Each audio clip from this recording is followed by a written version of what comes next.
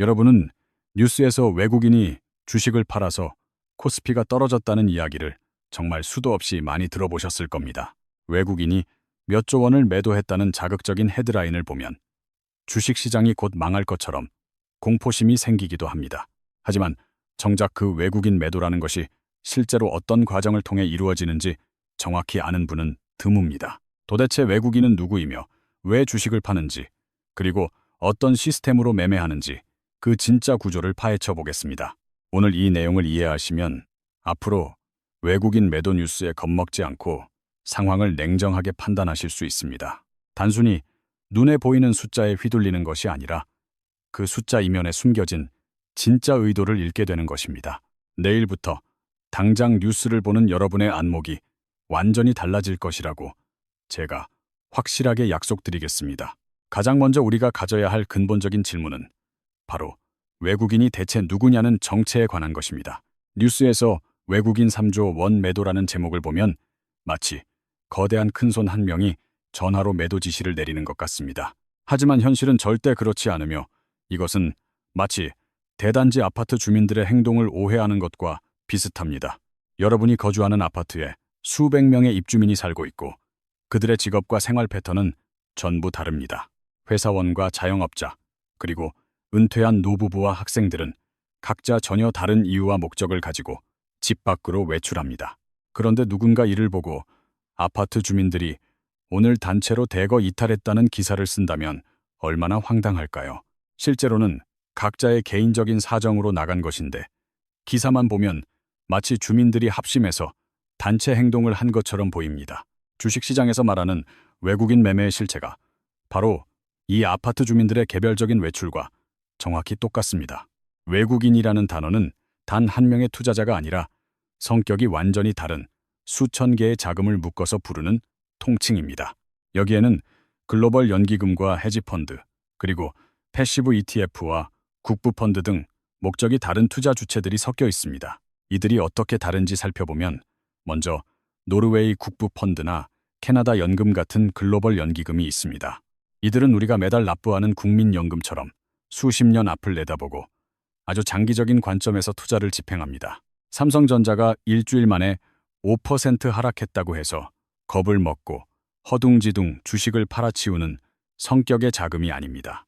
반면에 헤지펀드라 불리는 자금들은 연기금과는 성격이 180도 다른 아주 공격적인 투자 성향을 보입니다.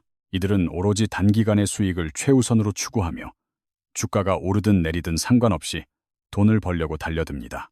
연기금이 호흡이 긴 마라톤 선수라면 헤지펀드는 1초를 다투는 100m 단거리 선수라고 비유할 수 있습니다. 같은 경기장 안에 있지만 전략이 정반대라서 오늘 샀다가 내일 바로 팔거나 시장 하락에 베팅하기도 합니다. 그 다음으로 패시브 ETF가 있는데 이는 MSCI, 한국지수나 코스피 200 지수를 기계적으로 따라가는 펀드입니다. 이 펀드들은 펀드 매니저의 판단으로 사고 파는 것이 아니라 정해진 규칙에 따라 자동으로 움직이는 자금입니다. 내비게이션이 좌회전을 안내하면 아무 의심 없이 핸들을 꺾는 자율주행 자동차와 똑같다고 보시면 됩니다. 지수의 구성 비중이 바뀌거나 펀드에 새로운 돈이 들어오고 나갈 때만 입력된 공식대로 기계적인 매매를 합니다. 문제는 뉴스에서 이 모든 다양한 성격의 자금을 그냥 외국인이라는 단 하나의 이름으로 뭉뚱그려 보도한다는 점입니다. 마라톤 선수와 단거리 선수, 그리고 감정 없는 자율주행차의 움직임을 전부 합쳐서 하나의 숫자로만 보여줍니다. 그렇기 때문에 단순히 외국인 매도 총합계라는 숫자 하나만 보고 시장 전체를 판단하면 절대 안 되는 것입니다.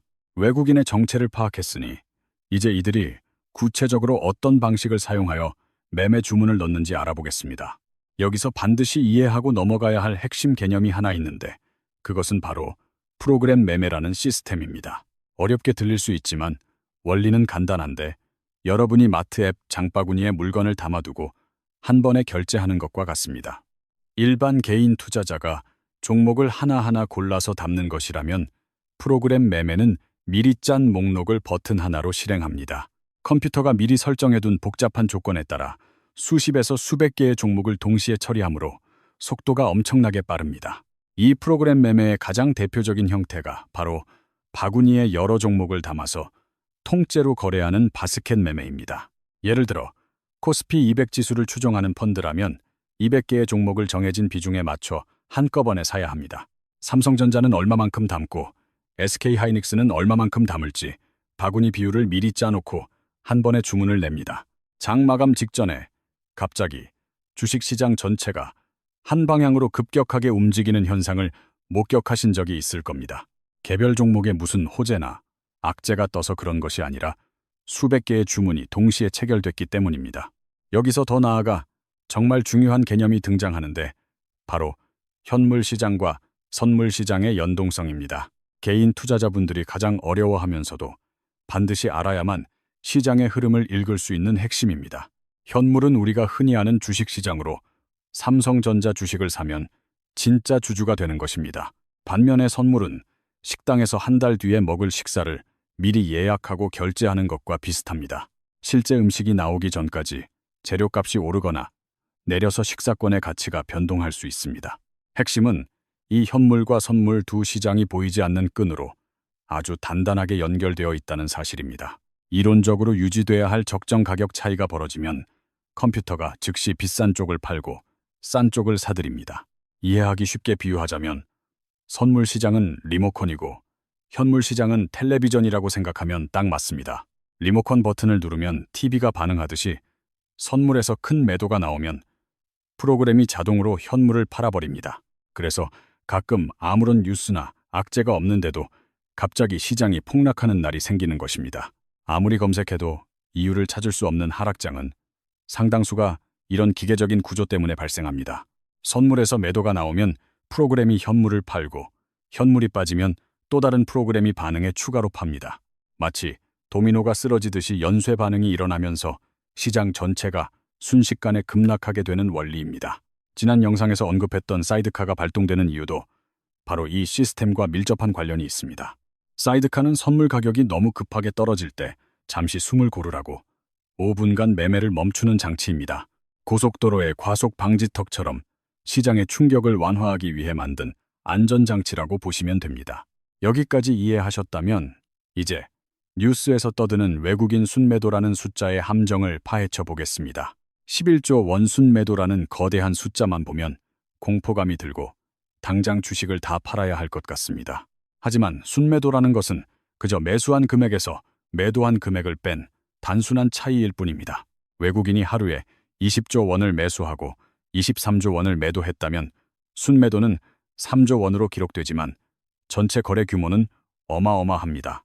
마치 월급 300만 원인 사람이 310만 원을 썼다고 해서 그 사람을 파산 직전이라고 평가하는 것과 같은 오류입니다.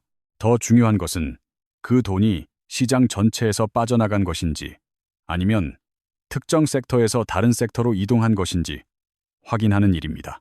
반도체를 팔고 바이오나 금융을 샀다면 한국을 떠나는 게 아니라 쇼핑몰 안에서 매장만 옮겨 다니는 것입니다. 외국인이 파는 이유는 크게 차익 실현과 포트폴리오 리밸런싱, 그리고 거시경제 지표 발표 전에 위험 관리 때문입니다.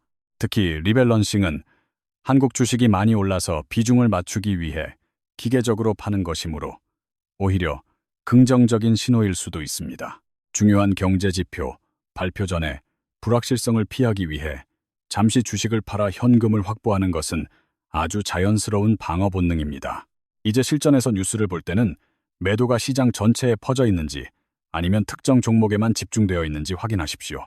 또한 현물보다 선물이 먼저 움직여서 프로그램 매도를 유발했는지 아니면 그 반대인지 선후 관계를 따져봐야 합니다. 매도가 하루 이틀로 끝나는 일시적인 현상인지 아니면 5일 이상 지속되는 구조적인 이탈인지 연속성을 체크하는 것도 필수입니다. 가장 중요한 것은 외국인이 팔았다는 뉴스 헤드라인 뒤에 숨겨진 그들이 동시에 매수하고 있는 종목을 찾아내는 것입니다. 마지막으로 여러분이 꼭 기억해야 할 문장은 외국인의 매매는 원인이 아니라 시장 환경 변화에 따른 결과라는 사실입니다. 고용지표나 금리 같은 경제 환경이 변했기 때문에 반응하는 것이지 그들이 시장을 무너뜨리려고 작정하고 파는 게 아닙니다. 이 순서를 이해하면 외국인을 두려워하는 것이 아니라 그들이 보고 있는 진짜 경제의 흐름을 여러분도 같이 보게 됩니다. 오늘 영상은 특정 종목을 추천하는 것이 아니라 여러분 스스로 시장을 읽을 수 있는 단단한 구조를 만들어드리는 시간이었습니다. 앞으로 외국인 매도 뉴스가 나오면 겁먹지 말고 오늘 말씀드린 4가지 체크 포인트를 활용해 냉철하게 분석해 보시길 바랍니다. 경제 뉴스는 구조를 알면 어렵지 않으며 누구나 그 이면에 숨겨진 돈의 흐름을 명확하게 읽어낼 수 있습니다. 앞으로도 복잡하고 어려운 시장 이야기를 여러분이 이해하기 쉽도록 풀어서 설명해드리는 든든한 파트너가 되겠습니다. 놓치지 않고 시장의 흐름을 따라가시려면 구독과 알림 설정을 해두시고 다음 영상에서도 유익한 정보로 찾아뵙겠습니다. 지금까지 여러분의 경제 보는 눈을 틔워드리는 경제 스나이퍼였습니다. 오늘도 끝까지 시청해주셔서 진심으로 감사합니다.